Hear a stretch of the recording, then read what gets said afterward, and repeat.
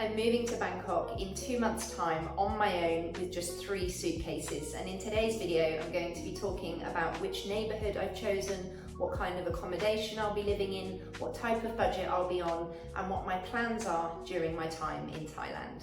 Hi, welcome or welcome back. If you are new here, my name is Meg and I recently started a new series on my channel to share the process with you of relocating to the other side of the world. So I'm selling everything I own and I'm moving to Thailand, and in today's video I wanted to talk a little bit more about the actual area that I've chosen in Bangkok to live in, my accommodation, my lifestyle, my budget, my plans for the future and all that kind of good stuff. So let's get into the video. Okay, so I'm going to start off with the area or the neighbourhood that I've chosen to live in Bangkok. Now obviously Bangkok is a huge city. There are lots of different areas to live in the centre and also on the outskirts of the city centre. The area or the neighbourhood that I've chosen is the Onnut area. I hope I'm pronouncing that correctly. So this is more of a local feel neighbourhood. It's not smack bang right in the city centre. And for the purposes of this video and the research that I've done, usually the city centre is often referred to as the Asok area. I hope I'm pronouncing that correctly. So it's on the main green Sukhumvit line. It's what's often considered the central part of Sukhumvit. So the Onnut area, which is where I'll be moving to, is 5 stations away from Asok on the BTS, and so it's not right in the city centre. Asok is a very, very busy, bustling part of the city. It's a lot more expensive, it's very appealing to a lot of foreigners and a lot of expats. But for me personally, especially initially, I didn't want to live smack bang right in the city centre. The intersection of Asok and the blue MRT, I think it is, with the green BTS Sukhumvit line, it's a really central sort of crossroad area, and it's insanely busy, and like I said, it's also more expensive. So for me personally and my sort of lifestyle and the kind of person that I am in general, the Onnut area I think will suit me a lot better.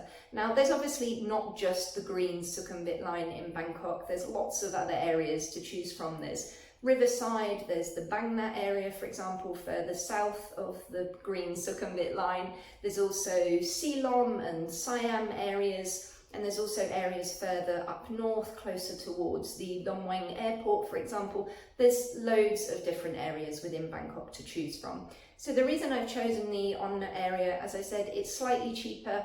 It's right next to the BTS, the particular apartment that I've chosen, which I'll move on to in the next point.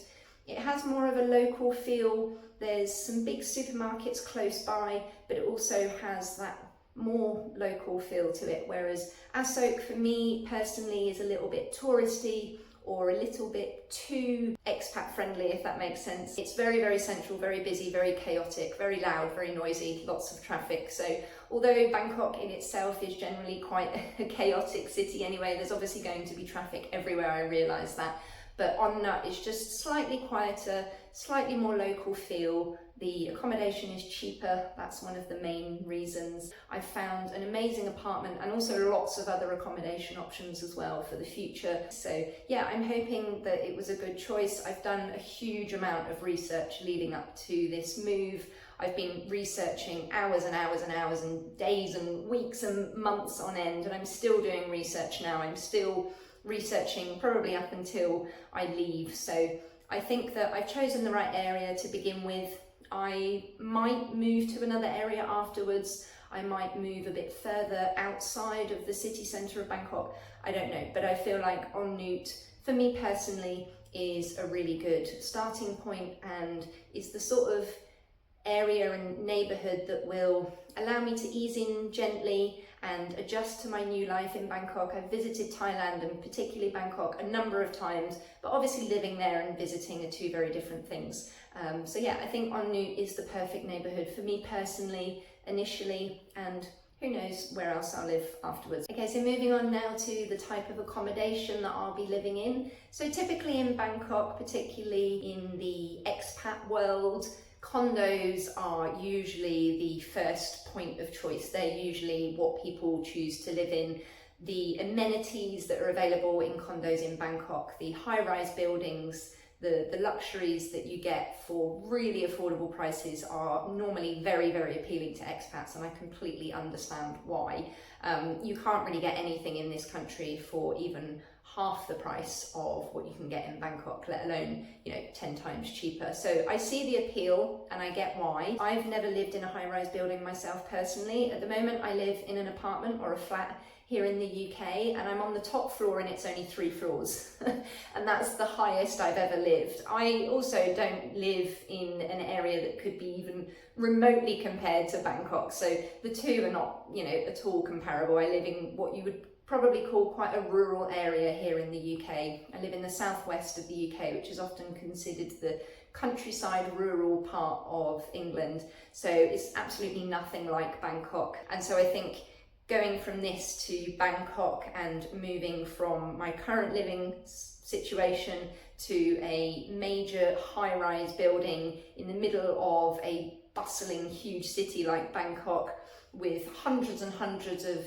apartments within one building, I think that would be a bit of a shock to the system for me personally. So although condos tend to be the sort of first choice because they do offer a lot for a really affordable price, and if a life of luxury and that sort of lifestyle is what you are used to or what you are interested in, then I completely understand. For me personally, at least initially, I've opted for an apartment.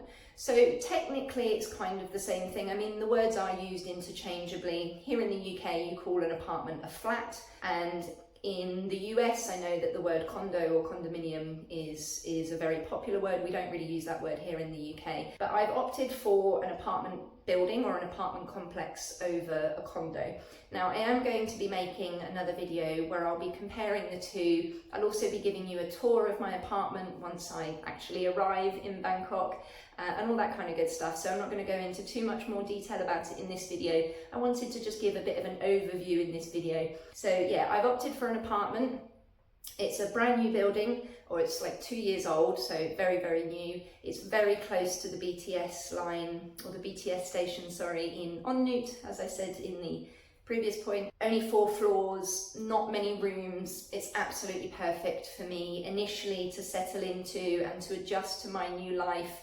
Like I said before, I have been to Thailand a number of times, and I have visited Bangkok a number of times. I just got back, in fact, 3 months ago from Bangkok. I went there for a trip for my birthday to Bali.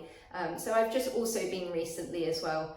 And although I've travelled to Thailand and Southeast Asia in general, and I've been to Bangkok a number of times, being on holiday versus living there is very different. So I think that an apartment for me initially will be ideal. It will suit my personality, my style, and there will be an adjustment phase. Even though I've visited a number of times, like I said, it's not the same as living there. I'm aware of that. I'm fully aware that it's not the same. So during that adjustment phase, that adjustment period initially, I think that an apartment in a quieter neighbourhood will really, really suit me. It's close to the BTS, so I can get there within 2-3 minutes maximum walking distance, which is amazing. And yeah, I will, like I said, do a tour of the apartment once I'm actually there. And I might even do another video where I'll go into a little bit more detail about why I haven't opted for a condo and why I've decided to go with an apartment initially. Like I said, maybe in the future I will end up in a condo. Maybe I will try out the high-rise luxury kind of lifestyle with all the amazing amenities, which I do understand the appeal. It does sound really attractive. Maybe I will do that at some point, just to say that I did live in a condo, or maybe I won't enjoy living in an apartment. Who knows? I don't know until I get there, but I've done a huge amount of research on this apartment. I'm a typical Virgo. I research the bejesus out of everything. I don't take risks lightly, and I can pack a lot of research into a short space of time just because of the way I am. Everybody's personalities are different. We all have different strengths and different qualities, and research, particularly when it comes to living abroad or traveling, it's all really interesting to me. It's something I'm really passionate about, so I am able to pack a lot of research into a short space of time. I mean, I know people, not personally, but I know of people who sell everything and uproot their entire lives and move to another country, and they've never even visited that country, which just blows my mind. You know, a lot of people turn up and they haven't done their research on the culture, the people, the food, the area, the environment. So obviously, even though I've done a lot of research into this apartment, into the area, into the budget that I'm going to be living on, which I'll move on to shortly, all that kind of stuff, I've done a lot of research. There's still going to be unexpected challenges along the way. You know, I think that's normal whenever you move countries and you're a foreigner. You'll always be a guest in Thailand. You know, I feel privileged to be able to live there for a certain period of time. You should always respect the culture and you should always do your research. So even though I've done a lot of research into the apartment, the area, etc., etc., of course there's still unexpected things that could happen along the way, unexpected hurdles and challenges. The apartment might not be what I thought it was. You know, I think that's quite normal when you relocate so far away from maybe what you're used to. But this isn't the first time I've lived abroad, so I've actually spent almost half of my life at this point living in various different countries. So it's not my first rodeo, but I've never lived in Southeast Asia, and I'm a lot older now than when I did my my time and my travels living abroad in the past. So yeah, I've chosen an apartment, gone off on a bit of a tangent there, sorry about that. I've chosen an apartment versus a condo. Initially, I might end up living in a condo. Further down the line, I might end up hating living in an apartment. I can't see why I would, but yeah, the main reason is cost. It's not so many floors, it's only 4 or 5 floors. There are not so many rooms, of course, with it being a smaller building and less floors. It's close to a BTS, it's modern, really convenient. Right opposite the road, there's a major supermarket, there's loads of local eateries. So yeah, I've chosen an apartment instead of a condo, and let me know in the comments if there's anything else that you would like to know about that, whether you think I should make a separate video. Share your experience of maybe living in Bangkok, or maybe you're interested in moving to Thailand. But yeah, okay, so moving on to my budget now. So I'm going to be living a very frugal, simple, modest, basic lifestyle, very similar to how I live here in the UK. So even though the UK and Thailand are two very different countries, and also where I live here in the UK is very, very different to Bangkok, I'm still going to be leading a similar lifestyle. I'm not suddenly going to move to Thailand for a completely different lifestyle, or for a more luxurious lifestyle, for example, or you know, whatever it may be. My core values and principles will remain the same. My priority in terms of budget, whatever the salary or the income that I have at the time, is always experiences and traveling. So if I can save money on accommodation, if I can eat local food, if I can use public transport or walk, if I can just stick to local small businesses. I'm not interested in Western brands and big global international chains, for example. That's not really me anyway, and I know there is obviously access to a lot of that in Bangkok, but it's just not really my style. And I'm going to be sticking to my, like I said, core values and principles in Bangkok, just as I have been here in the UK. It's going to be pretty much a similar lifestyle, just in a different country and more affordable, and also a better quality of life. But yeah, so my budget is going to be very, very low, very, very modest. I am definitely making a separate video about this because it's quite a big topic, and I don't want to take up all of this video talking about my budget. My intended budget, and hopefully I will remain within budget, but of course unexpected expenses may and possibly will happen. My budget in Bangkok is going to be £500 a month. So that doesn't include health insurance or medical insurance. I will explain why in a separate video. And it also doesn't include any costs relating to my visa.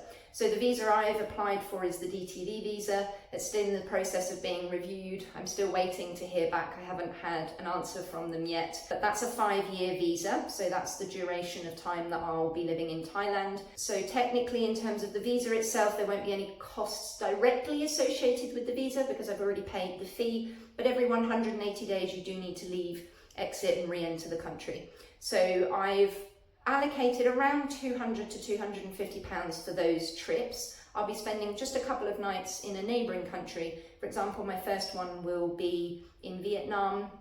I've already sort of got that planned and figured out, a couple of nights in Vietnam. and then, you know, come back. I'll stay in a local guest house as always and eat local food, and then just come back to Thailand after a couple of days. So I don't expect those trips to ever cost more than £250, which is around about, roughly, that may vary, but it's roughly £500 a year. So my £500 a month budget is a very low, modest budget, and I know that a lot of people hearing that might think, oh, there's no way you can live on £500 a month. I've done the math.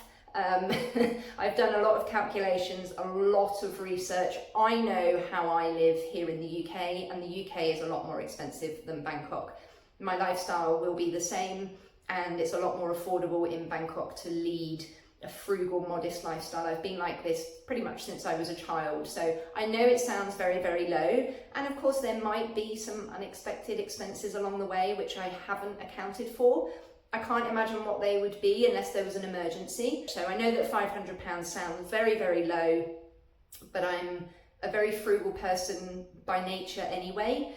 And so, yeah, that doesn't include, like I said, that doesn't include health insurance, and that doesn't include costs relating to my visa, or in my case, border runs or visa hops, whatever you want to call them, because that's not a monthly expense, that's every 180 days or 173 days, whatever it might be. So that's an amount that I would save gradually every month over the period of 5.5 months. And then, yeah, it works out about £500 a year in total for those visa runs or border hops. The £500 is the budget that I'm aiming for. I've calculated and recalculated and done the maths on this multiple times over the last couple of months, and it does work out. It is feasible.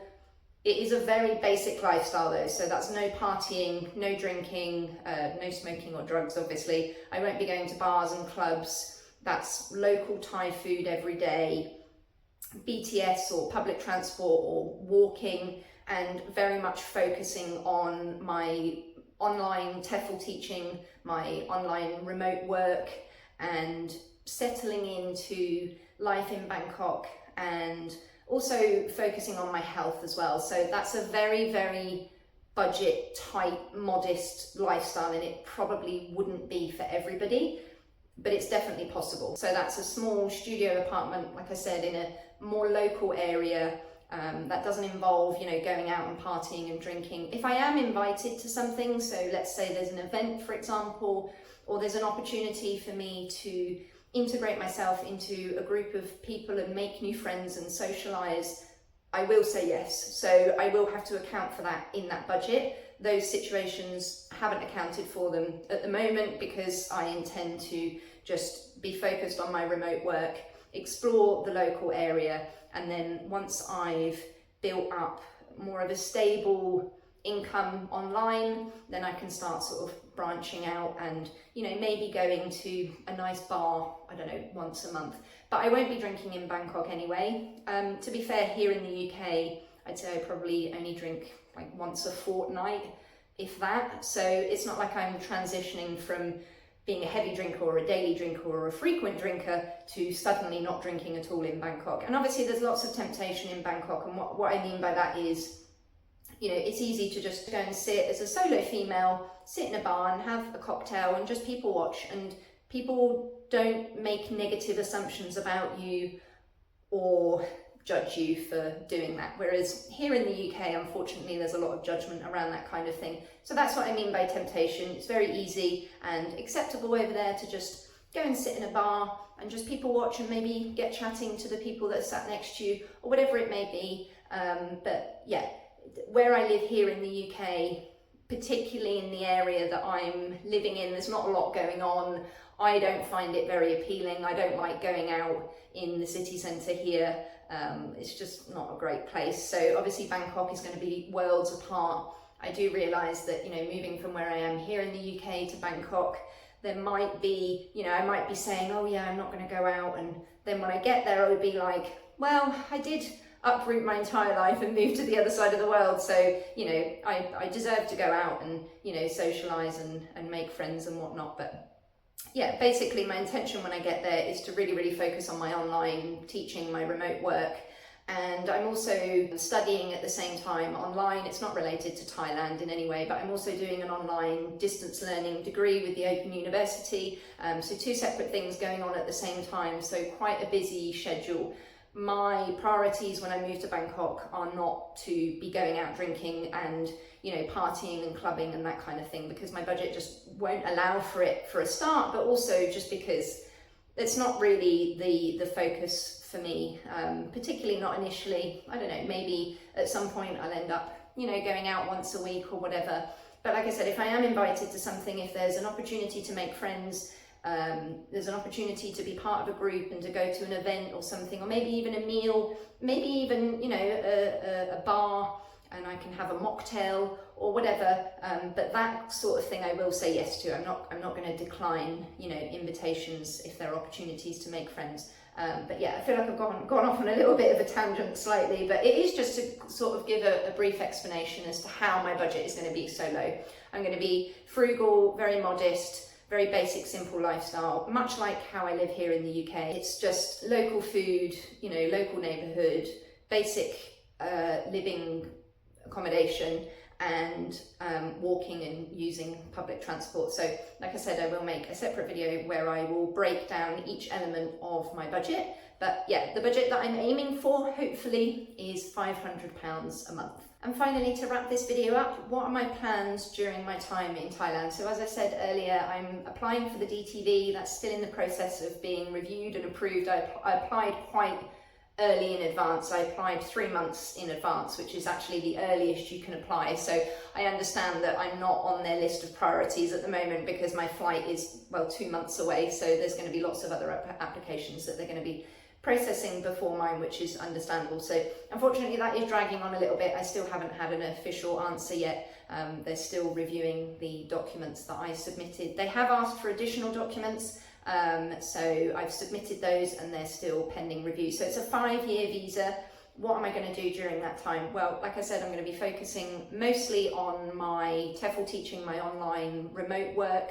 Also, I'm doing a part-time distance learning degree online as well at the same time. So mostly focusing on that, hopefully making some friends here and there if I can.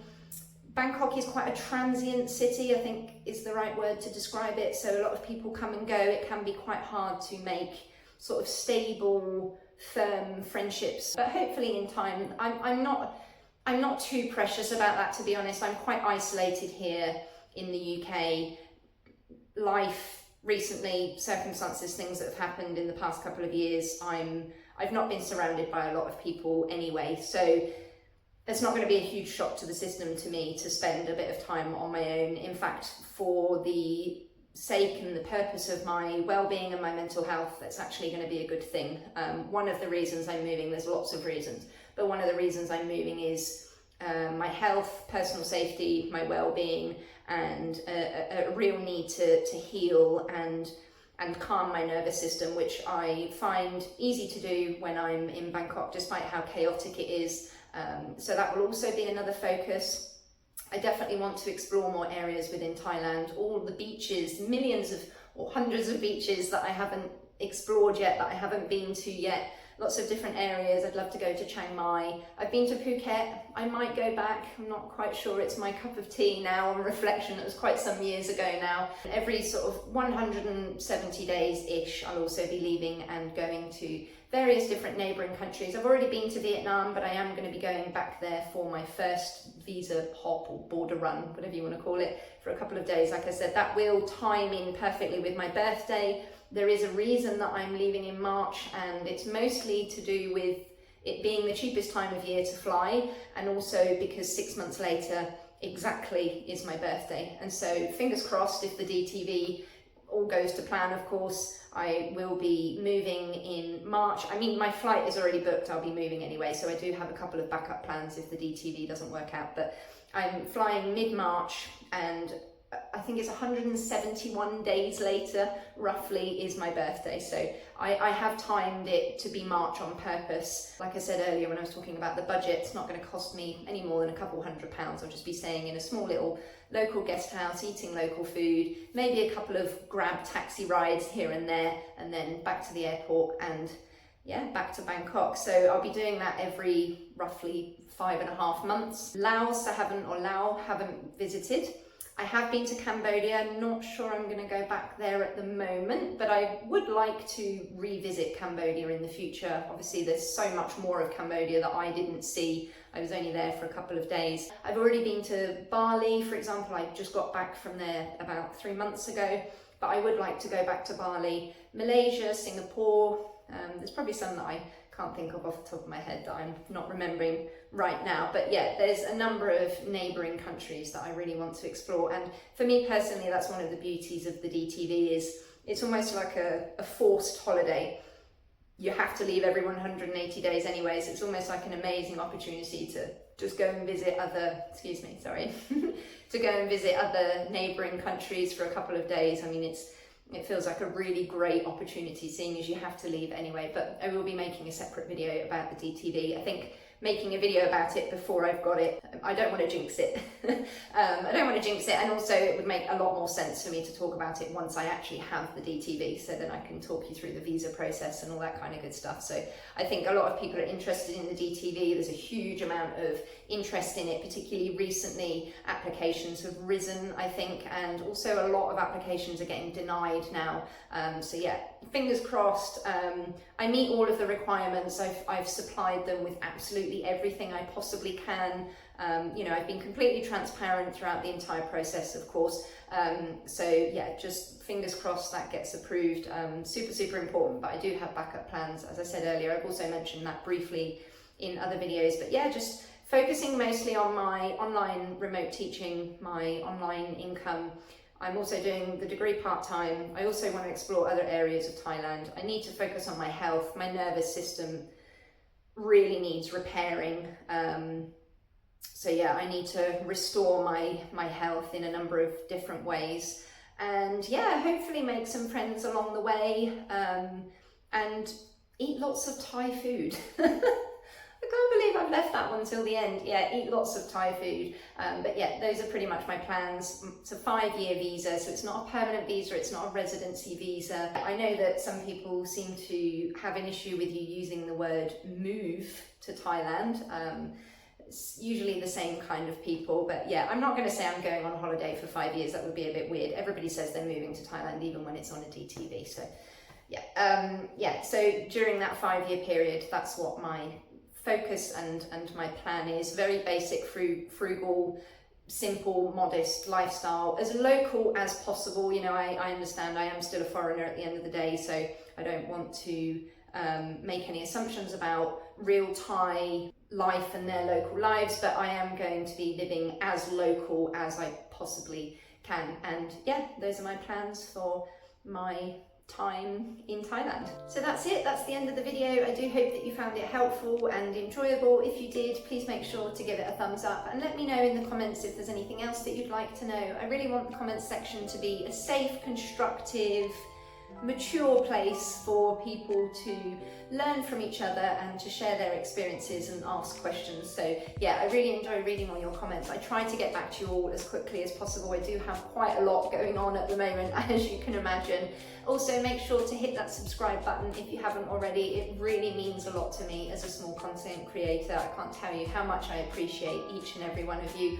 I also have links to 2 different Buy Me a Coffee websites linked in the description, and also on my homepage. If you fancy giving my channel that little bit extra support, I'd also be super grateful. Stay tuned for upcoming videos where I'll be going into more detail about each of the points that I've mentioned in today's video, so hit that notification bell so you don't miss out on those. In the meantime, as always, take care and stay safe, and I'll see you soon. Bye.